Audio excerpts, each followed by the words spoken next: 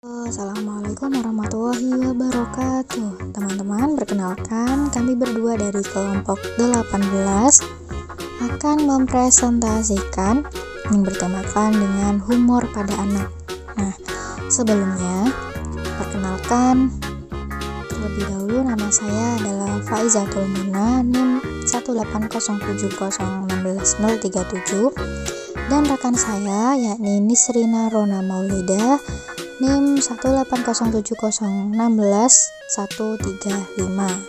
Nah, ini adalah beberapa pembahasan yang nanti akan kami presentasikan. Yang pertama yakni ada pengertian dari humor, kemudian yang kedua humor pada bayi dan balita, yang ketiga manfaat humor, dan yang terakhir nomor 4 adalah humor dalam perspektif Islam. Baik, langsung saja untuk pemaparan yang pertama, yakni mengenai pembahasan pengertian humor. Humor merupakan kemampuan mental dalam menemukan, mengekspresikan atau mengapresiasikan sesuatu yang lucu atau sesuatu yang benar-benar tidak lazim. Humor itu banyak ragamnya, ada humor negatif dan ada yang positif. Humor negatif adalah humor yang berisi sesuatu yang tidak baik, yang berbau sara, porno, hinaan, dan celaan maupun berisi sesuatu yang tidak baik lainnya. Sedangkan humor yang positif adalah humor yang bisa membangkitkan sesuatu yang baik bagi pendengarnya. Bisa saja orang yang mendengar humor merasa tergugah hidupnya untuk menjadi yang terbaik. Bisa saja orang yang mendengar humor positif tersebut merasa kena kritikan untuk menjadi orang yang baik dan lain sebagainya. Humor berasal dari kata humor, yaitu humors, yang berarti cairan mengalir, merupakan sifat dari sesuatu atau suatu situasi yang kompleks yang menimbulkan keinginan untuk tertawa. Humor juga diartikan sebagai sebuah cerita pendek yang menceritakan suatu kejadian yang lucu dengan harapan dapat membuat pembacanya tertawa atau penontonnya tertawa. Kelucuan sebuah humor dapat disebabkan oleh beberapa hal, misalnya kelakuan para pelaku, kejadian yang umum akan tetap diplesetkan, kritik terhadap keadaan, kebodohan, kesalahpengertian, benturan antar budaya, dan hal lain sebagainya. Nah, konsep rasa humor atau sense of humor adalah sebuah konsep yang multifaset, universal, dan memiliki banyak definisi.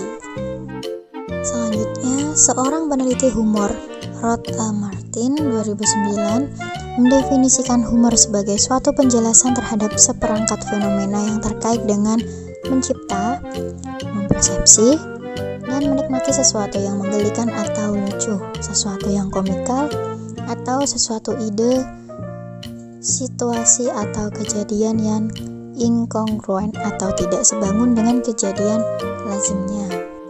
Nah, kata humor di sini itu dapat digunakan untuk menyebutkan beberapa hal ya. Yang pertama itu adalah sebuah stimulus yang lucu, atau misalnya lelucon, film komedi, gambar komikal, dan sebagainya yang digolongkan sebagai materi humor. Yang kedua yakni ada proses kognitif yang terlibat dalam menciptakan atau mempersepsi kelucuan atau berhumor atau merasakan humor. Kemudian yang ketiga yakni ada emosi gembira yang terkait dengannya. Dan yang keempat, sebuah karakteristik kepribadian yang cenderung lebih menikmati inkongruensi atau kemampuan membuat lucu orang lain dan membuat mereka tertawa, atau biasanya ini disebut orang yang humoris ya, yang suka lelucon, yang suka nyablak lucu, yang bikin orang lain mudah tertawa. Nah, kemudian pada slide 4 ini disitu ada stimulus, proses kognitif, dan ketiga lainnya. Nah, itu merupakan pernyataan dari Taber dan kawan-kawan 2007 yang menyatakan bahwa humor dapat dilihat dari beberapa cara, yaitu diantaranya yang pertama ada stimulus atau tayangan humor, yang kedua sebagai respon misalnya tersenyum, Kemudian yang ketiga sebagai proses kognitif, misalnya yaitu pemahaman terhadap humor. Kemudian yang keempat sebagai karakter kepribadian, misalnya afek dan emosi positif yang dihasilkan oleh humor. Dan yang terakhir adalah sebagai intervensi terapeutik, misalnya terapi humor sendiri itu ya. Oke, selanjutnya yakni ada beberapa macam tipe humor. Nah, menurut Ross, tahun 1999 mengemukakan beberapa tipe humor. Di antaranya yang pertama yakni ada parodi. Nah, parodi ialah tiruan-tiruan yang bertujuan hanya sebagai hiburan belaka hingga yang bersifat menyindir. Parodi terdiri dari dua rentang, yaitu ironi yang bersifat sindiran halus hingga satir yang bersifat sindiran lebih kasar. Kemudian yang kedua yakni ada permainan kata atau makna ambigu. Permainan kata ini bisa terdiri atas satu, fonologi, yaitu bunyi yang menyusun bahasa. Fonologi terbagi atas dua, yaitu homofon atau kata yang pengucapannya sama namun berbeda dalam hal penulisan, dan homonim, yaitu kata yang memiliki pengucapan dan penulisan yang sama namun berbeda makna. Kemudian grafologi merujuk pada bagaimana cara suatu bahasa ditampilkan secara visual. Beberapa humor lebih dapat dipahami jika dihadirkan secara visual dibandingkan jika didengar langsung. Yang ketiga yakni ada morfologi, yaitu merujuk pada cara individu membentuk suatu kata. Yang keempat ada leksis, merujuk pada kata-kata dalam bahasa Inggris yang tidak diadaptasi dari bahasa lain. Dan yang kelima yakni ada sintaks, merujuk pada cara bagaimana suatu kalimat dibentuk sesuai dengan struktur bahasa agar memiliki makna. Nah, kelima tadi itu adalah bagian tipe humor dari permainan kata atau makna ambigu. Kemudian selanjutnya yang ketiga dari tipe humor yakni ada melanggar hal-hal yang dianggap tabu atau tabu breaking. Nah, melanggar hal-hal yang dianggap tabu merupakan tipe humor yang terlepas dari hal-hal yang dianggap suci ataupun dilarang. Hal ini tergantung pada budaya masyarakat. Humor ini meliputi seks, kematian, agama, dan lain-lain. Yang keempat yakni ada hal-hal yang dapat diobservasi atau observasional. Tipe humor ini menggunakan hal-hal yang sepele yang mungkin sama sekali tidak menjadi pusat perhatian seseorang dan biasanya dialami oleh semua orang sehingga semua orang tanpa terkecuali menjadi bagian dari humor tersebut. Selain dari 4 tipe humor yang tadi sudah dijelaskan, terus juga mengemukakan ada beberapa teori humor yang sangat berpengaruh, yaitu yang pertama teori ketidaksesuaian atau the incongruity theory. Teori ini fokus pada elemen keterkejutan atau surprise.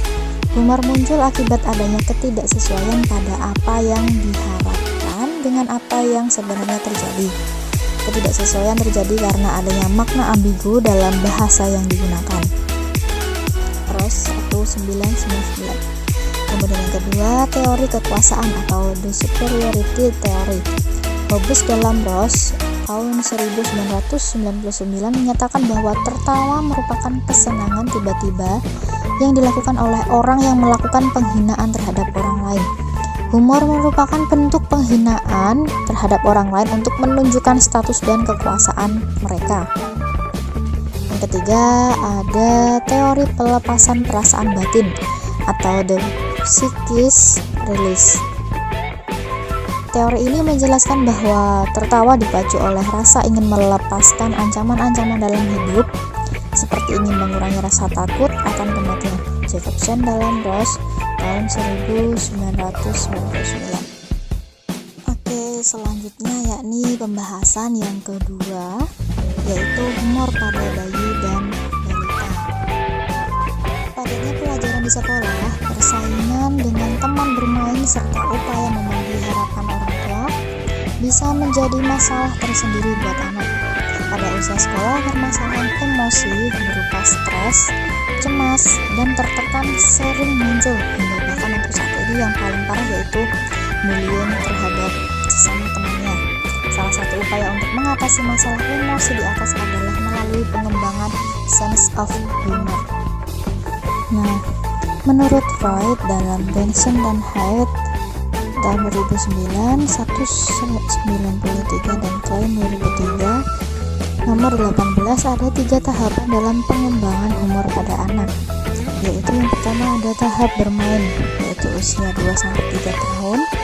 Kemudian yang kedua tahap yang diikuti oleh olok-olok pada anak-anak usia 4-6 tahun, dan tahap bercanda yang benar pada anak usia 7 tahun.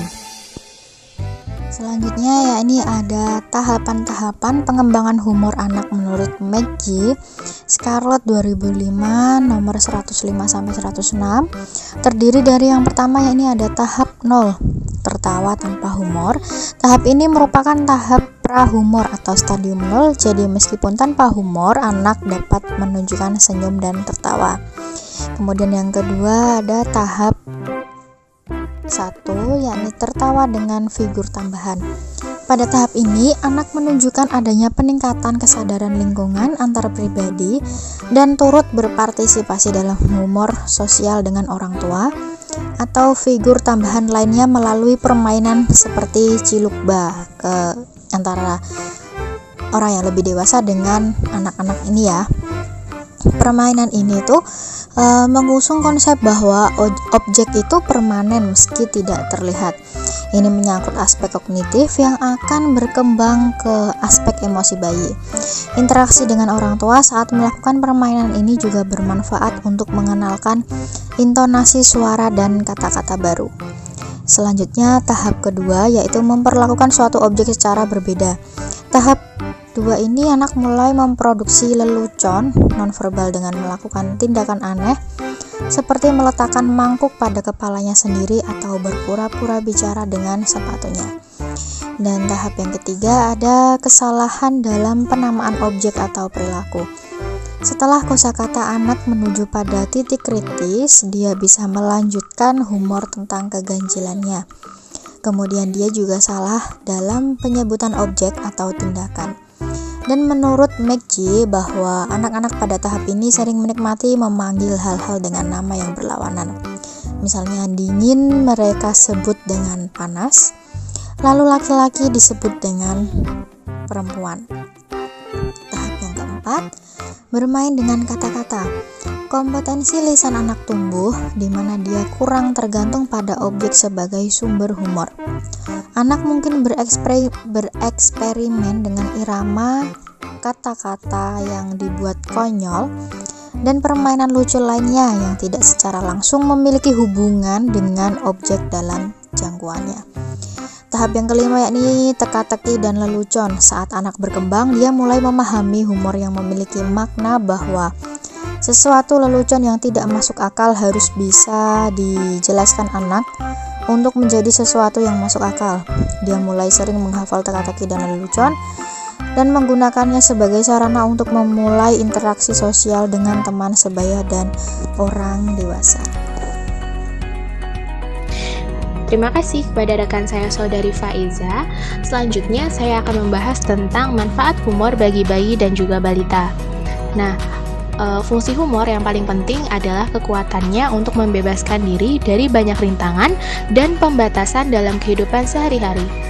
Humor dapat melepas individu dari berbagai tuntutan yang dialami dan dapat membebaskannya dari perasaan inferioritas. Nah, fungsi humor yang ditinjau dari beberapa bidang ada 3. Di sini, yang pertama ada kesehatan fisik, kemudian kesejahteraan psikologis, dan juga hubungan sosial. Kita bahas dulu yang pertama ada kesehatan fisik.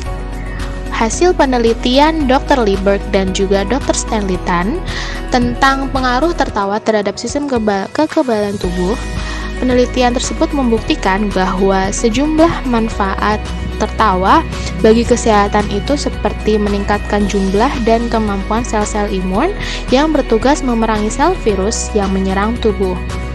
Kemudian dapat juga meningkatkan jumlah antibodi IgA atau imunoglobin A yang memerangi infeksi pada saluran nafas atas.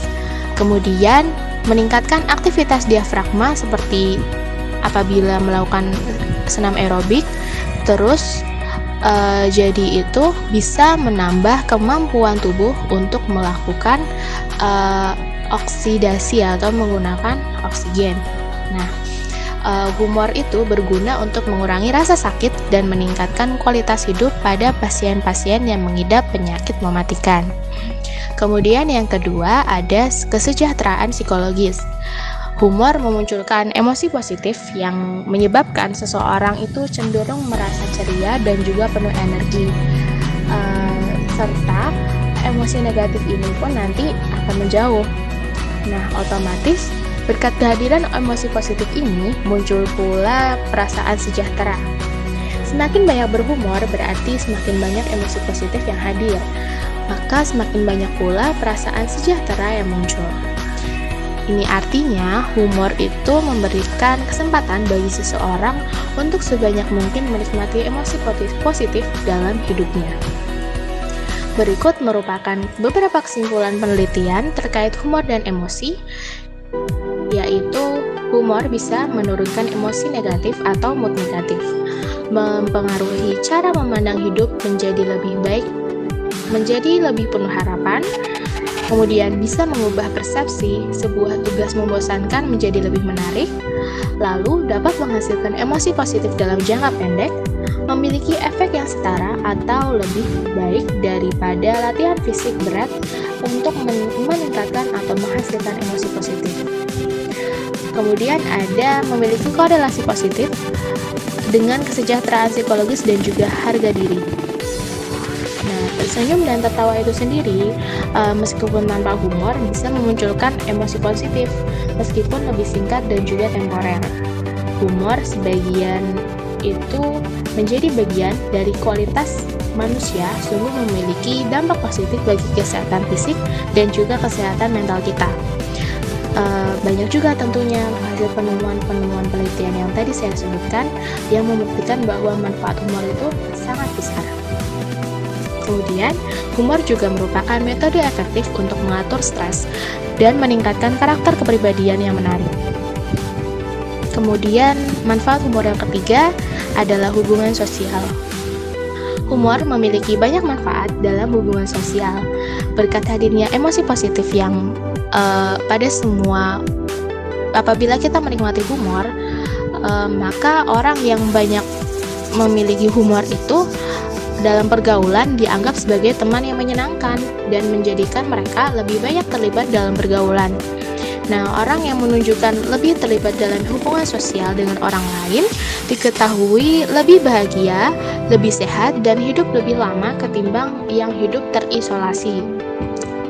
Humor juga merupakan stimulus sosial yang menyenangkan dan dapat mengembangkan hubungan dengan teman yang lain. Kemudian kita beralih ke humor dalam perspektif Islam. Nah, sebagai psikolog muslim tentunya kita memerlukan pengetahuan yang komprehensif mengenai bagaimana Islam memandang humor. Nah, tertawa itu memiliki manfaat baik bagi fisik kita maupun psikologis.